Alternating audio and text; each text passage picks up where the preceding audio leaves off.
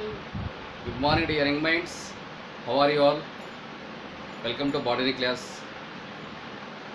Are you preparing well? Right. Come back to the situation. In previous class, we have discussed secondary structure of proteins, dynamic state of metabolic activities, metabolism, metabolism of living, the living state, and enzymes introduction topic also briefly completed. Now today we will discuss enzymes. As I told previously, all enzymes are basically made up of proteins except one enzyme, that is lysozyme. Clear? Okay. Because ribozyme is a type of RNase enzyme. So all enzymes are basically made up of proteins, and each protein made up of several polypeptides, means one to many polypeptides. Many polypeptides. See, first polypeptide, second polypeptide, third polypeptide, like that, and so on. Each polypeptide basically made up of many amino acids. Here each circle represent an amino acid. First amino acid, second amino acid, third amino acid, and fourth amino acid. Adjacent amino acids binds with each other with peptide bond. Various types of bonding. In previous class already we have discussed successfully. So peptide bonds are quite common in all proteins. Understood now? Okay. Next, two famous scientists, Dixon and Webb, together given a meaningful definition regarding enzyme. According to Dixon and Webb, and the term enzyme is defined as a protein with catalytic property due to its power of specific activation, that is known as enzyme.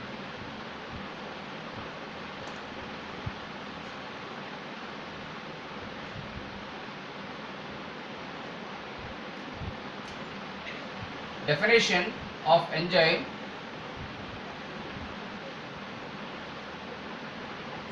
a protein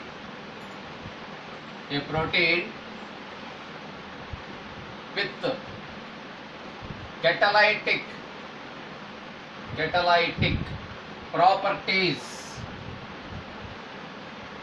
catalytic properties due to its power of specific activity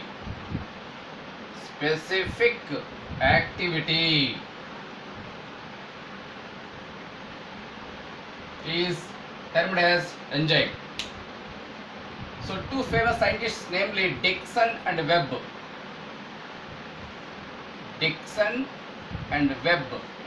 These two scientists together given a meaningful definition regarding enzymes. Important. A protein with catalytic properties, because enzymes catalyze chemical reactions. Okay, accelerate the rate of chemical reactions due to its power of specific activity or activation, that is known as enzymes. So what is the main function of enzyme? Means enzymes enhance the rate of chemical reaction. Enzymes maintain equilibrium, that means balance between substrates and products. After completion of chemical reaction, enzyme release products. Then empty enzyme again get ready for binding with another substrate. It is a circular process. That is the importance of enzyme. Hope you understood, right? Next,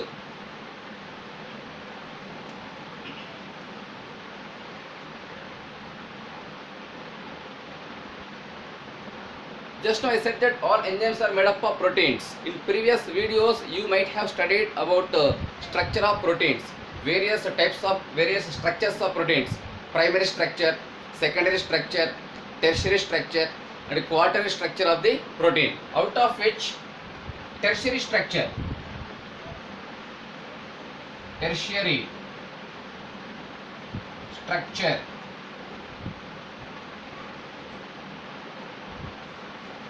tertiary structure of the protein is absolutely essential for metabolic activities of proteins. Very important neat objective question. That's why I put star mark here. There are four structures: primary structure, secondary structure, tertiary structure, and quaternary structure of the proteins. These all structures already successfully with neat label diagrams we have discussed in previous videos. Again discussion no need. So since all enzymes are made up of proteins, enzymes also shows four types of structures: primary, secondary, tertiary, and quaternary. Out of which is the important structure for proteins or enzymes means tertiary structure, because in tertiary structure the entire polypeptide chain fold upon itself. It fold upon itself like a hollow wooden ball, and it forms crevices. What is crevices? See, look here.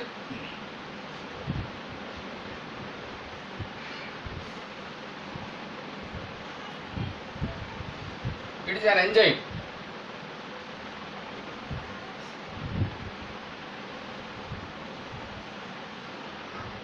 It is polypeptide chain.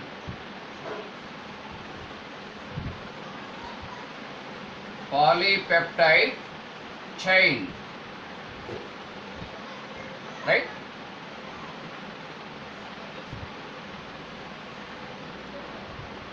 Polypeptide.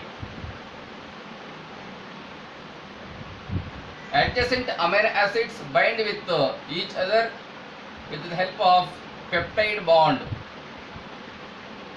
Peptide bond. Clear? There is a crevices or trench-like structure is there now. It is known as crevices. Crevices also called cleft or pocket also called active site.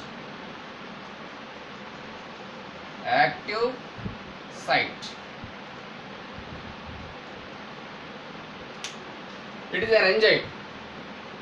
In tertiary structure of the enzyme, the entire polypeptide chain fold upon itself like a hollow wooden ball, and it leaves small trenches.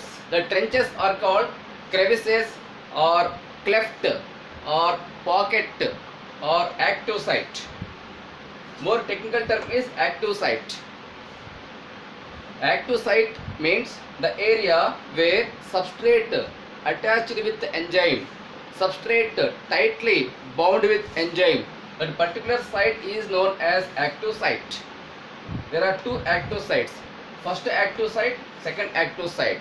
For example, it is substrate.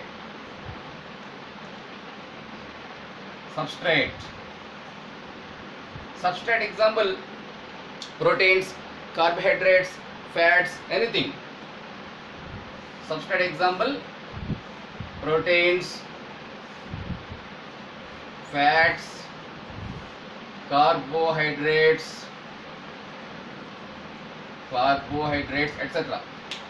These substrate attached with enzyme. Means the area where substrate attached with enzyme, that particular site is known as active site, which is otherwise called crevices or cleft or pockets. This all terms gives same meaning. Remember, you don't confuse. Okay, this is the structure of tertiary structure of enzyme or protein, right? Next to catalyst.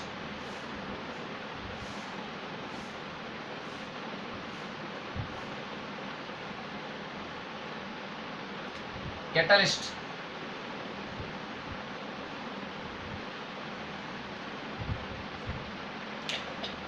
What is catalyst?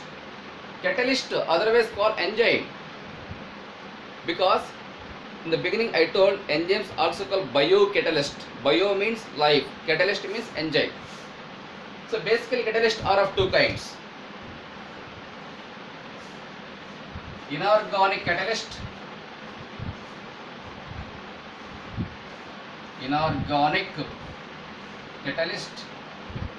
and organic catalyst.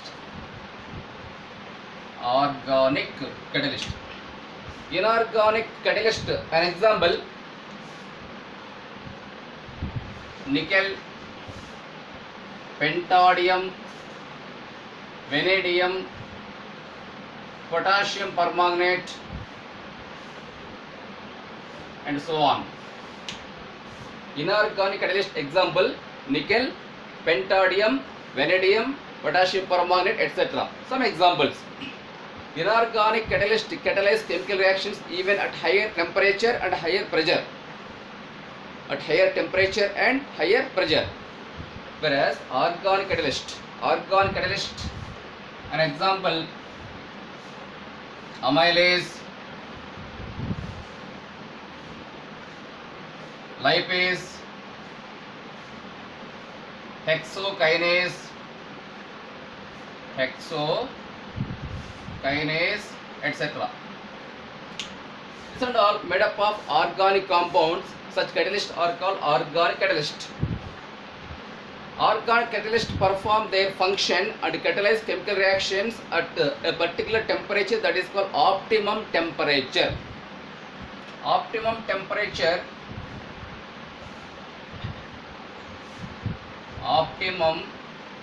temperature approximately between 25 to 40 degree Celsius temperature. Optimum temperature for organic catalyst is approximately about 25 degrees Celsius to 40 degrees Celsius temperature. Beyond 40 degrees Celsius temperature, organic catalyst become inactive. That is the general nature of the enzyme. But in case of inorganic catalyst, it catalyzes chemical reaction even at higher temperatures and higher pressure also. That is the major difference between inorganic catalyst and organic catalyst. Organic catalysts are quite common in all living organisms such as plants, animals, and microbes, etc. Right? Next.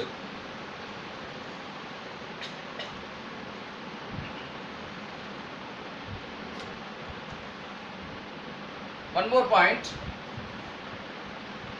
Some bacteria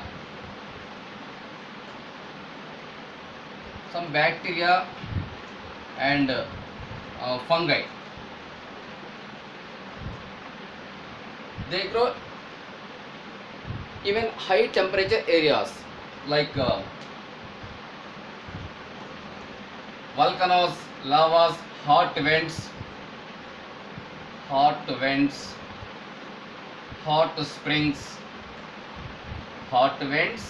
and hot springs, etc. At these areas, the temperature approximately between 80 degrees Celsius to 90 degrees Celsius temperature.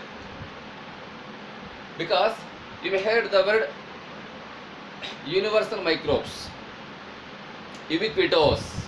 Ubiquitous means universal microbes. Some bacteria, not all bacteria, some bacterial members and some fungal members able to grow in all weather conditions, at low temperature, at higher temperature, in deeper layers of soil, on plants, on animals, on litter. Litter means hen dung. Okay, so they grow different areas. An example: bacteria which grow at high, high temperature areas such as hot vents and hot springs. Their temperature nearly about between 80 to 90 degrees Celsius temperature. Best example: Thermus aquaticus bacteria. Thermus aquaticus. Thermus aquaticus bacteria, it produces an enzyme, namely tag polymerase enzyme. Tag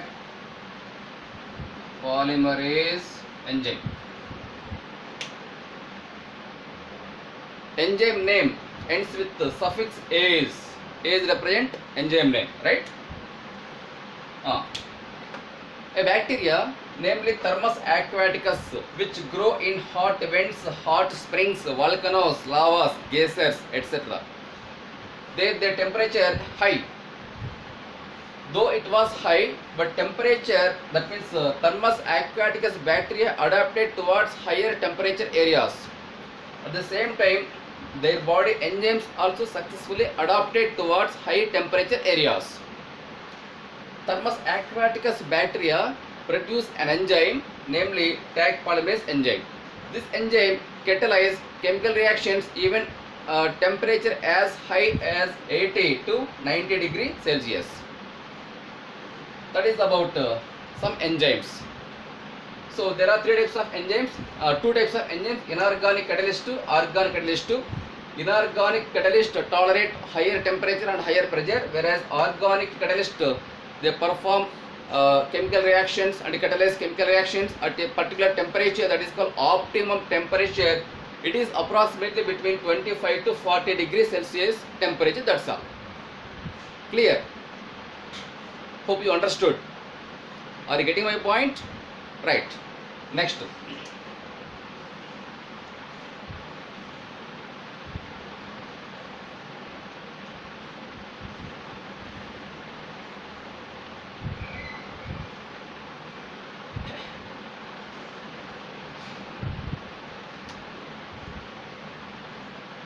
Components, particularly chemical components. Chemical components undergo two processes: physical process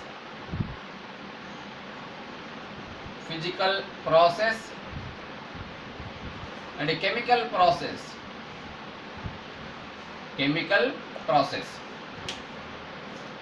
Chemical compounds like proteins, carbohydrates, lipids or fats undergo two types of process, two types of chemical reactions: physical process, chemical process.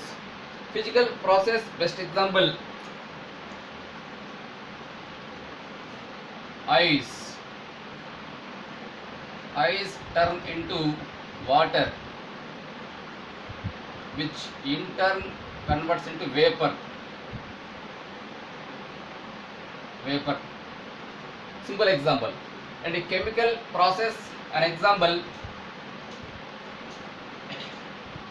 conversion of glucose into two molecules of pyruvic acid.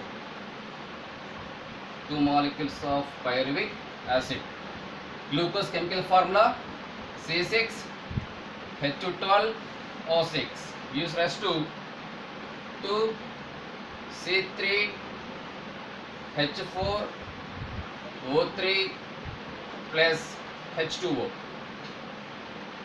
2H2O, two molecules of water. Physical process. In physical process, what happened? Matter example, ice. Matter undergo changes without breakdown of bonds, without breakdown of bonding. That is called physical process. Simple example, well-known example, ice. It is solid. Ice converts into water. It is a liquid. Then water become vapor in presence of light, sunlight. So vapor in the sense gas, solid form, liquid form, gaseous form. So finally ice turn into vapor without breaking bonds. Such process are known as physical process. Physical process mostly occur without breakdown of bonds. Whereas chemical process, in chemical process what happen, breakdown of bonds may occur, breaking of bonds or making of new bonds may occur. An example, glucose convert into two molecules of pyruvic acid, that is called glycolysis.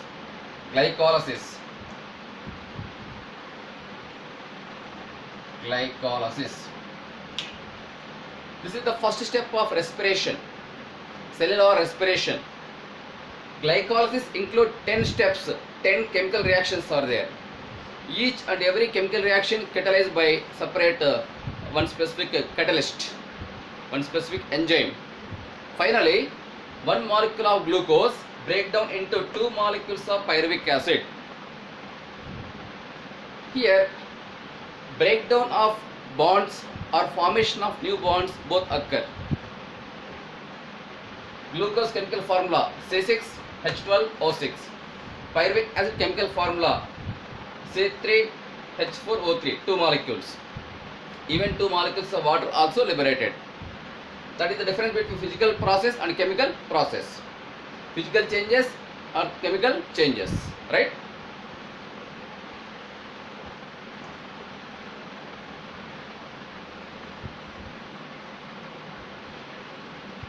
Next to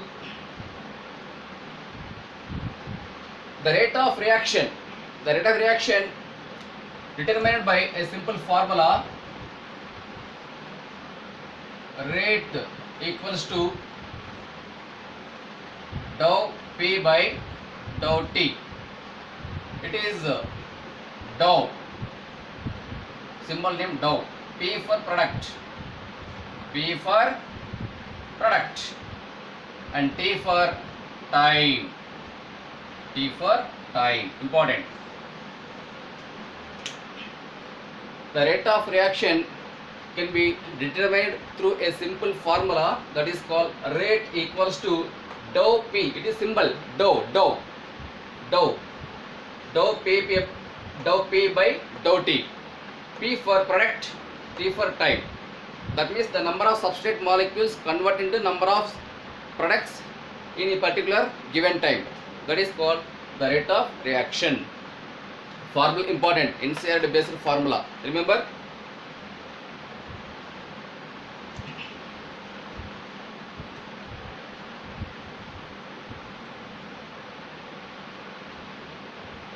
Next point,